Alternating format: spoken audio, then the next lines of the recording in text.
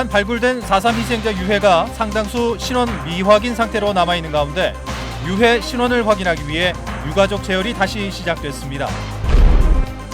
행정시장 직선제 도입을 묻는 주민투표에 대해 제주도의회가 부정적 입장을 밝히면서 주민투표 필요성을 강조해온 제주도가 고심에 빠졌습니다. 중국인 보따리상의 싹쓸이 쇼핑으로 매출이 늘어난 대기업 면세점 주변은 이들이 남긴 쓰레기로 몸살을 앓고 있습니다.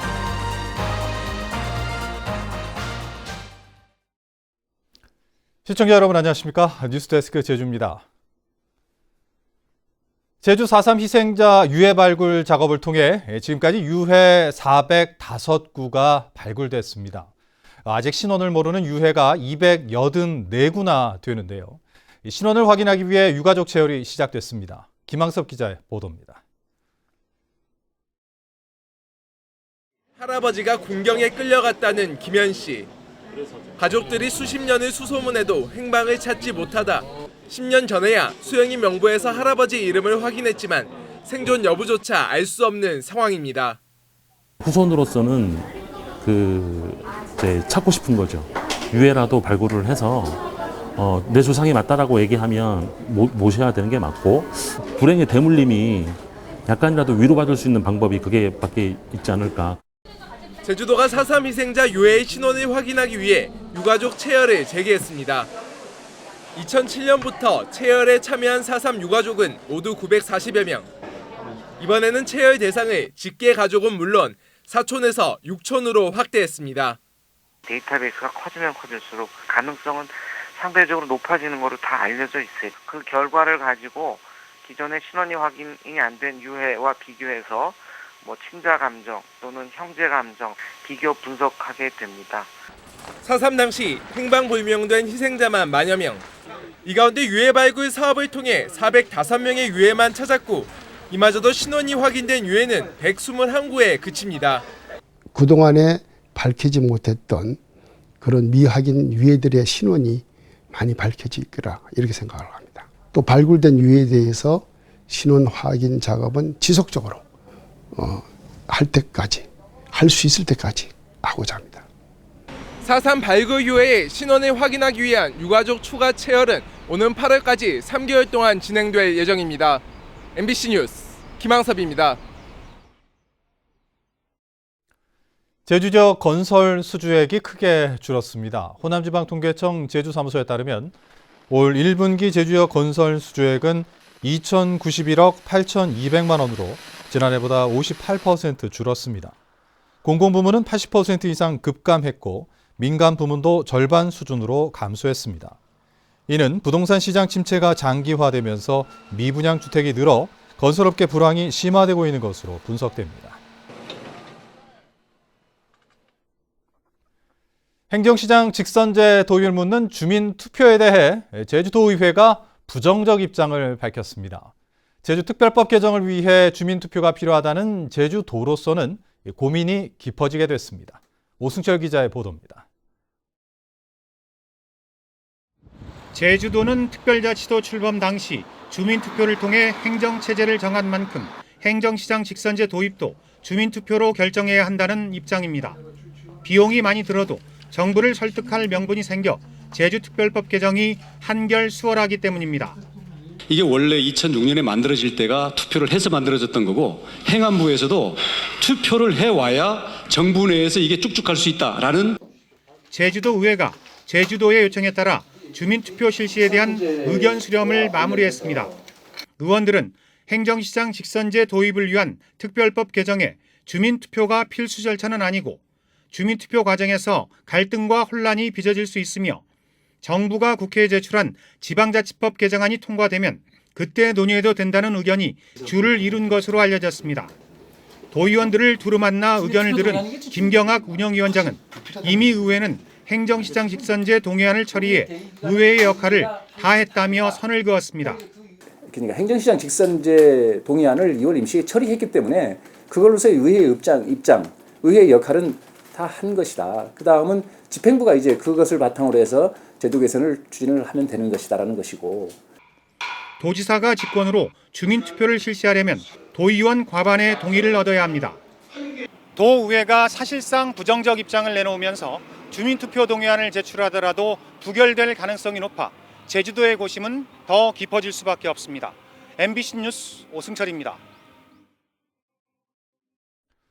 김태석 의장은 제372회 임시회 개회식에서 최근의 경제 성장은 환경과 도민을 희생한 결과라며 공공부문의 소득 재분배로 복지 재원을 확대해야 한다고 밝혔습니다.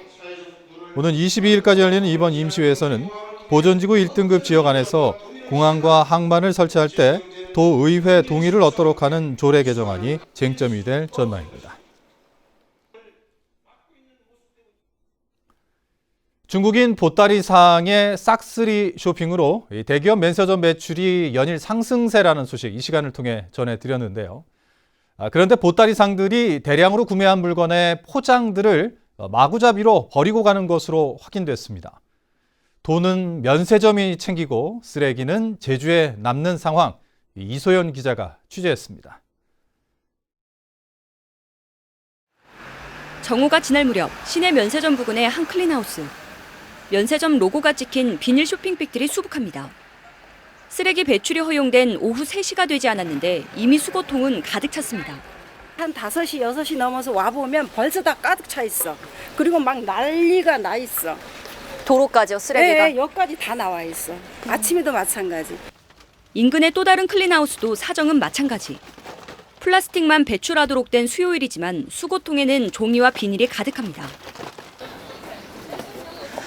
버려진 쇼핑백의 내용물을 살펴보겠습니다.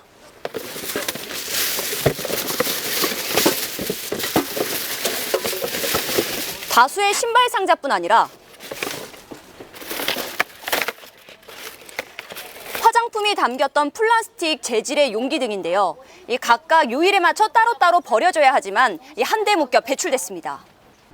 재질별로 분리해 배출하도록 놓여진 수거통이 무색해질 정도입니다. 월요일날, 화요일날, 수요일날, 목요일날, 금요일까지 다 있잖아요. 버리는 게. 근데 이 사람들은 무조건 다 버리고 가겠어. 뭐 그런 거를 분리해서 버리는 것도 아니고 그냥. 중국 보따리상들이 시내 면세점의 주 고객으로 등장하면서 쓰레기 배출이 크게 증가한 겁니다.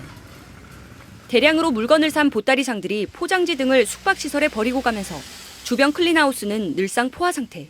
我们就把垃圾放宾馆里边，然后让宾馆他们处理。其他的我们不知道。 중국 보따리상들이 면세점에서 산 물건들을 중국으로 보내는 배송업체도 찾아가 봤습니다. 최대한 부피를 줄이기 위해 기존 포장을 벗겨내고 박스에 담는 과정에서 나온 쇼핑백이며 비닐, 플라스틱 용기까지 한가득 쌓였습니다. 물건 가지고 오면 저희들이 이제 포장을 해야 되니까. 물건이 많으면 면세점까지 와서 이렇게 해주실 물건이 많으면 그럴 수 있어요. 보따리상들이 몰리면서 롯데와 신라 등 대기업 면세점들의 매출액은 사드 사태 이전보다도 60% 이상 증가했습니다. 면세업계는 매출 상승에 즐거운 비명을 지르는 사이 제주도는 쓰레기에 몸살을 앓고 있습니다. MBC 뉴스 이승현입니다. 한라산에서 30년 된 쓰레기 더미가 발견돼 제주도가 수거에 나섰습니다. 한라산 국립공원 관리사무소는 오늘 한라산 성판악 버스 정류장 근처 숲속에서 빈병과 캔, 비닐 등 2톤가량의 생활 쓰레기가 1.5m 깊이 땅속에 묻혀있는 것을 확인하고 모두 수거했습니다. 국립공원 측은 발견된 쓰레기의 생산 연도나 부패 상태를 볼 때 버려진 지 30년이 지난 것으로 보고 있습니다. 제주의 낮 기온이 30도에 육박하면서 올 들어 가장 더운 날씨를 보였습니다. 오늘 제주시 낮 최고 기온은 28.3도로 올 들어 가장 더웠고 나머지 지역도 25에서 35도로 평년보다 6, 7도 높아 초여름 날씨를 보였습니다. 내일은 낮부터 비가 시작돼 모레까지 50에서 100mm, 남부 지역은 150mm 이상, 산지는 200mm 이상의 많은 비가 예상됩니다. 오늘 아침 8시 반쯤 제주시 이도이동 남광초등학교 주변 도로 맨홀에서 하수가 역류해 2시간가량 정화되지 않은 하수가 도로로 흐르는 사고가 발생했습니다. 제주시는 이틀 전 문제가 된 하수관을 한 차례 준설했지만 물티슈들이 하수관을 막아 다시 역류했다며 이에 따른 조치를 마쳤다고 밝혔습니다. 제2공항 성산읍추진위원회는 오늘 도민의 방에서 기자회견을 열고 홍명환 도의원이 발의한 보전지역 관리조례 개정안을 철회하라고 요구했습니다. 이들은 관리보전지역 내 공항과 항만을 설치할 수 없도록 하는 조례 개정안은 제2공항 건설에 발목을 잡으려는 속셈이라며 도의회는 개정안을 스스로 철회해야 하고 정부는 국민의 생명과 안전을 위해 제주 제2공항을 조속히 착공해야 한다고 주장했습니다. 오늘 낮 12시쯤 제주시 한경면 청수리의 한 2층짜리 단독주택 1층에서 불이 나 주택 내부와 가재 도구 등을 태워 소방서 추산 2,800여만 원의 재산 피해가 났습니다. 소방당국은 1층 차고지에 있는 전등에서 전기압선으로 불이 난 것으로 보고 정확한 화재 원인을 조사하고 있습니다.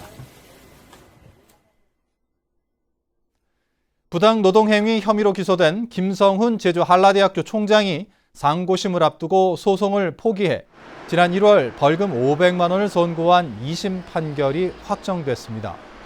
김성훈 총장은 지난 2017년 노조에 가입한 직원을 저성과자로 분류해 호봉 승급을 막고 행정직원을 조교로 발령하는 등 부당 노동행위를 한 혐의로 재판에 넘겨졌습니다. 김 총장은 지난 2014년에도 노조 설립을 방해한 혐의로 벌금형을 선고받았습니다. 제주지방검찰청은 가짜 인부를 내세워 임금을 가로챈 혐의로 제주시 소속 7급 공무원 51살 박모 씨를 불구속 기소했습니다. 박 씨는 2013년 7월부터 2년 3개월 동안 방역 소독 업무를 담당하면서 지방 재정관리 시스템에 허위 근로자를 입력하는 수법으로 인건비 1,700만 원을 가로챈 혐의를 받고 있습니다. 한편 검찰은 제주 해군기지 식자재 납품회사 선정 때 수의계약 체결을 할 수 있도록 해주겠다며 해군 장성의 이름을 언급하는 등 업체로부터 2억 원을 가로챈 혐의로 건설업자 45살 고모 씨를 최근 구속 기소했습니다. 우리 해경에 납포되다 침몰한 중국 어선의 선장이 해양경찰관을 검찰에 고소했습니다. 제주지방검찰청에 따르면 중국 선적 유망어선 SO의 선장이 업무상 과실로 인한 선박 파괴 등의 혐의로 서귀포 해양경찰서 담당 경찰관과 민간 예인선 선장을 고소했습니다. 뉴스데스크 제주를 마칩니다. 시청해주신 여러분 고맙습니다.